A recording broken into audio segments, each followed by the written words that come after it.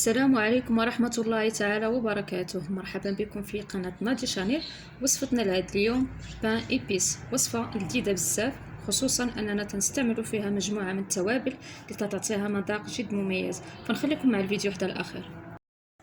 بالنسبة للمقادير، حاجتي ان شاء الله هنا عندي 300 غرام من الدقيق ديال الفورس، 250 غرام ديال العسل، بودرة اللوز عندي فيها 50 غرام، عندي هنايا 50 غرام من السكر بني، ممكن تعوضوا بسكر سنيده، عندي هنايا 70 غرام ديال الزبده دايبه، غنحتاج ايضا 130 غرام من الكونفيتور ديال المشماش، عندي 100 غرام ديال الحليب، 14 غرام من الخميره ديال الحلوى، عندي هنايا 7 غرام من السكر منسم بنكهه الفاني، قبصه صغيره من الملح، عندي هنايا قشور ديال البرتقال وقشور ديال الحامض خضر معسلين، عندي 2 بيضات.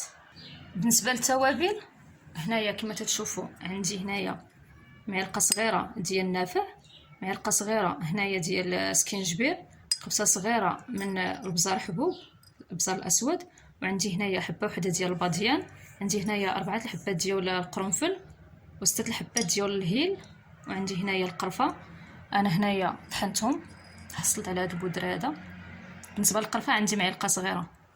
هنايا كما تشوفوا واحد البول، درت هنا 2 بيضات، غنضيف عليهم السكر الاسمر، غادي نحرك هاد العناصر مزيان.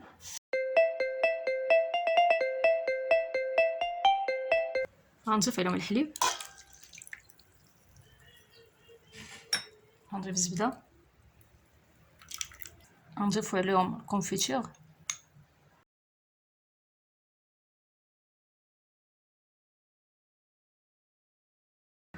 نضيف العسل،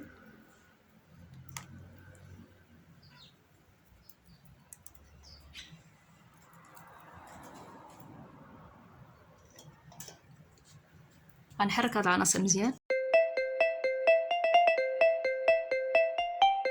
غنضيف بودرة اللوز، السكر منسم بنكهة الفاني مع الملحة، غنضيف القشور ديال البرتقال، قشور ديال الحامض الخضر،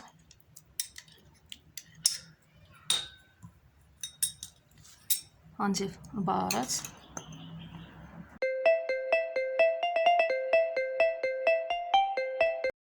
هنا غنضيف الخميره،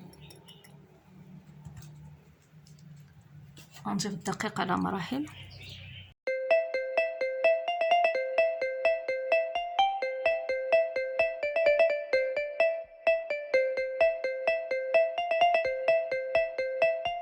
هنا عندي مول ديال الكيك، درت ليه بابي كويسون، غادي ندير فيه لاباغاي ديال الكيك، وغادي ندخلو الفرن ساخن على درجه حراره 170 حتى 180، وغادي نخليه يطيب ما بين 50 دقيقه حتى لساعه على حسب نوعيه الفرن.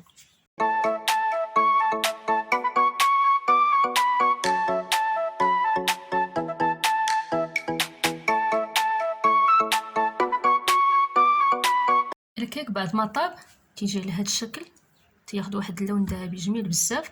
واللي بقى ليا من الكيك درتو في هذا المول هذا ديال السيليكون، حصلت على هذا الشكل هذا. كيفاش حصلت عليه؟ مباشره ملي تنخرج المول من الفران تنخليه حتى تيبرد تماما، تنزول ليه هذا الشابو هذا من الفوق باش يعطيني هذا الشكل هذا. انا غادي نوريكم.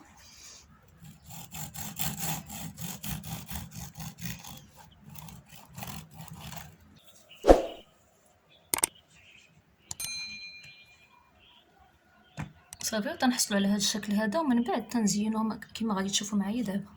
هنا كما تشوفوا عندي عناصر الزين باش غادي نزين هذا الكيك. هنا عندي الناباج، هنايا الناباج درت معاه شويه ديال ماء الزهر، وتقدروا تعوضوه بالعسل. عندي هنايا قشور ديال الحامض مع قشور ديال البرتقال، عندي الزبيب، عندي القرفه، عندي باديان، هنايا عندي السكر حبيبات. هنا في هذا البوش دايره كريم شونتيي مع الفاني، وتقدروا تنسموها بماء الزهر. الان غادي نزين هذا الكيك.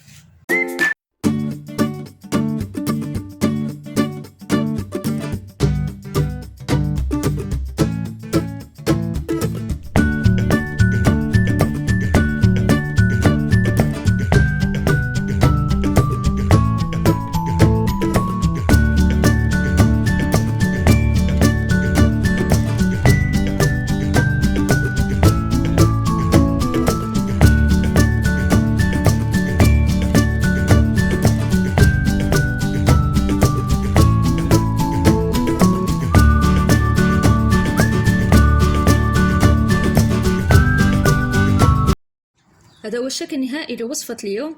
كيك بالتوابل، تيجي خفيف بزاف ومنسم بواحد الطريقة اللي انا متأكدة انها غادي تعجبكم بزاف. تقدروا تصاوبوه وتزينوه بعدة طرق مختلفة. فنتمنى تعجبكم هذه الوصفة، حاولوا تجربوها في البيوت ديالكم. تنقول لكم بصحة وراحة، دمتم في رعاية الله، الى اللقاء.